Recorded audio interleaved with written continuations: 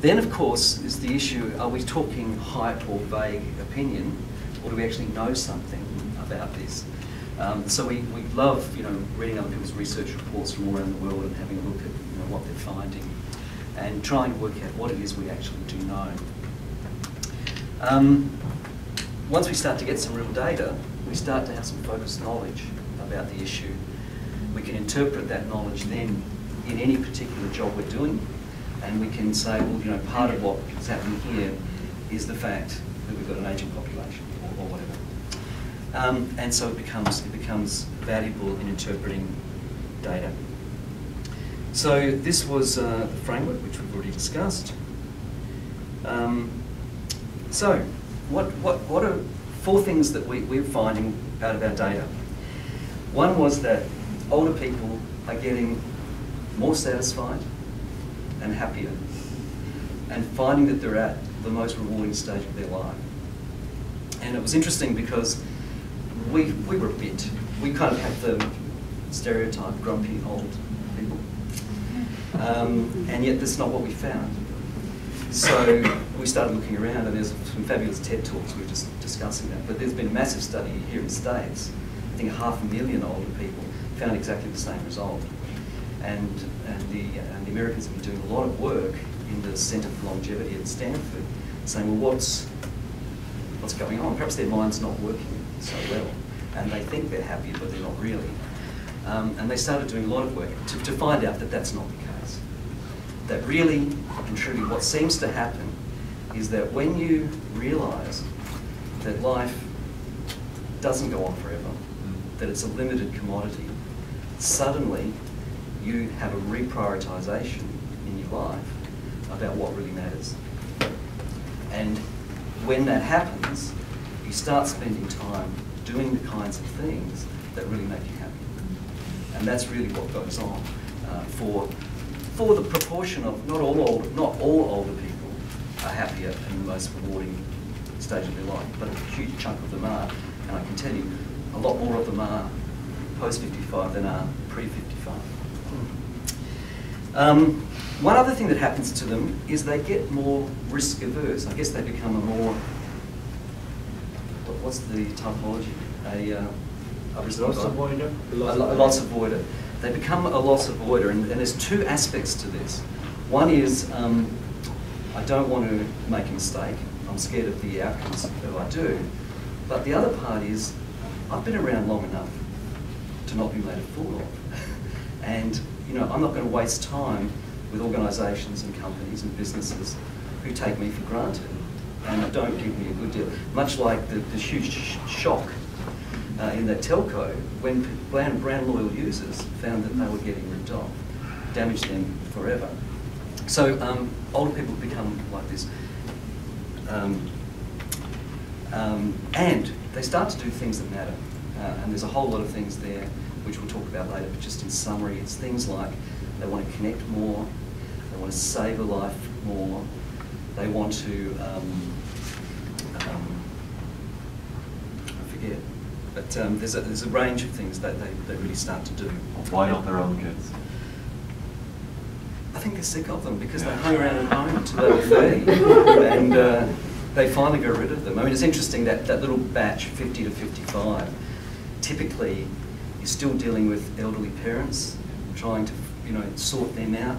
You've often got your 30-year-old kids still at home pestering you, and your career peaking or ending, and you're under a lot of financial pressures and work pressures, and you haven't had a chance to reprioritise your life.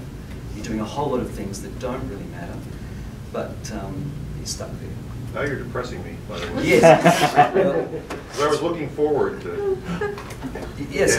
But now I'm in the age group you just described. So Thanks for that.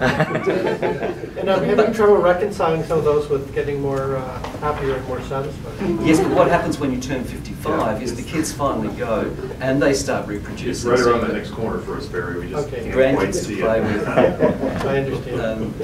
And your parents get settled in the aged care home that they don't want to go to. But and all is good. We got a hip replacement soon too, so that'll help. And interestingly, from Alex's point of view, what we found in Australia anyway, it'd be interesting to know if it's the case here, but a huge shift. One of the other things is they donate, they connect, but they also have an enhanced curiosity for the world. Learning, but it's learning in the generic sense, just a curiosity for the world. And what happens is we're tracking massive jumps of interest in this age group in politics and in religion. So saying these things are much more interesting part of my life. So there is also this learning component to it. And finally, they did some brilliant work here in the States on this, but they show people, older people, a whole lot of images. Beautiful sunsets, beautiful sunrises, beautiful nature. And interspersed there'd be the odd photograph of a 93-year-old woman obviously lying in a hospital bed dying with her 96-year-old husband holding her hand. And that, they'd ask at the end of showing these photos, tell me about the photographs you saw. They would not see this, not see it at all. Older people in this happy state, well, part of why they're doing this is they are focusing on the positives and deliberately ignoring the downside. And implications for business is that we also found they're not brand loyal. But one of the implications for business is they're likely to walk away and not say anything. If we let them down, if we help them to make poor decisions about their products and services, they're likely just to walk away and not say a thing. Because they'll focus on the positives and they're going to find someone else who does want to work with them in the way that they want to be worked with. So there's some issues that we've sort of drawn out of the data. There's kind of three worldviews out there. And we asked a really interesting question. We said, David, you said that you were 62. How old do you feel inside? And I think I'll come to the chart with the exact numbers, but a huge proportion said, yes, I know I'm 62, but I feel under 50. And it's really interesting that the people who don't feel old, the people who are happy and at a satisfied and rewarding stage of their life, about 40% of the market over 55 were likely to say, I don't feel 50. Even if they were 78, still likely to say, I don't feel 50. To feel satisfied, to be at a rewarding stage of life. Interesting to have lots of aspirations, lots of plans and goals. We talked earlier about they don't consume. I think that's true, and they're certainly careful consumers, but this group of people genuinely want to engage and get involved and to save a life. They have got things that they want to consume. Maybe not the typical things they consumed in the past, but they are still a consumer. They are quite particular and demanding. They're time rich, so they're much more likely to do their homework and not become the uninterested, disinterested buyer. They're much more likely to become an interested buyer. At the other end of the scale, about 24% of our market, they feel old. Said I was 62, I feel 82. Dissatisfied with their life and the outcomes that they've achieved in their life. Struggling even with their life as it is. They've completely given up on plans and goals. They have no aspirations, no expectations. They are consuming hardly anything at all, and they feel really impotent in the whole system, that they have little voice or say. The 40% or so, the 36% in the middle, are gradually evolving to get the priorities in their life right, and they fit somewhere in between. So yeah, of our total sample, which goes from 50 through to 70, 50 through to 80, 50% of people are saying, I feel under 50.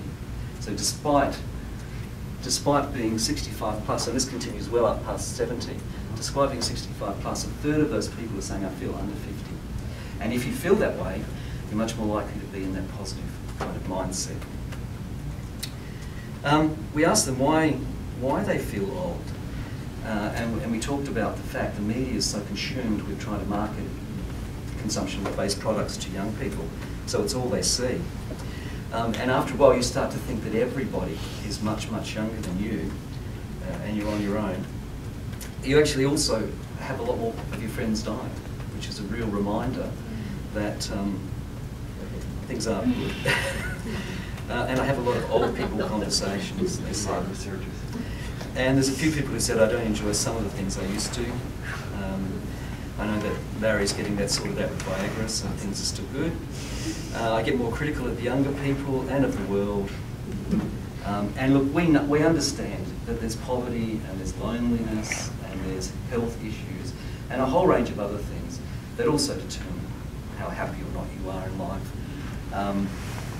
But one of the things is that some people see the world changing and they fear it, and others don't.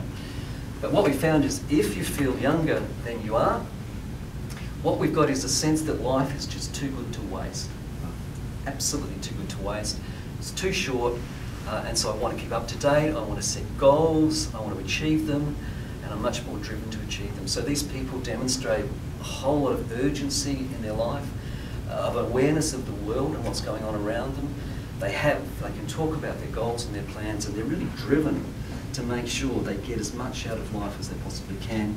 At the other end, people who feel older than they are, it becomes inaction and impotence and fatalistic, and they're too afraid about life to really go on and make things happen. Does that correlate much with income and class? There's some, but it's not a perfect correlation by any stretch of the means. Some people reprioritise. That's really the fundamental thing.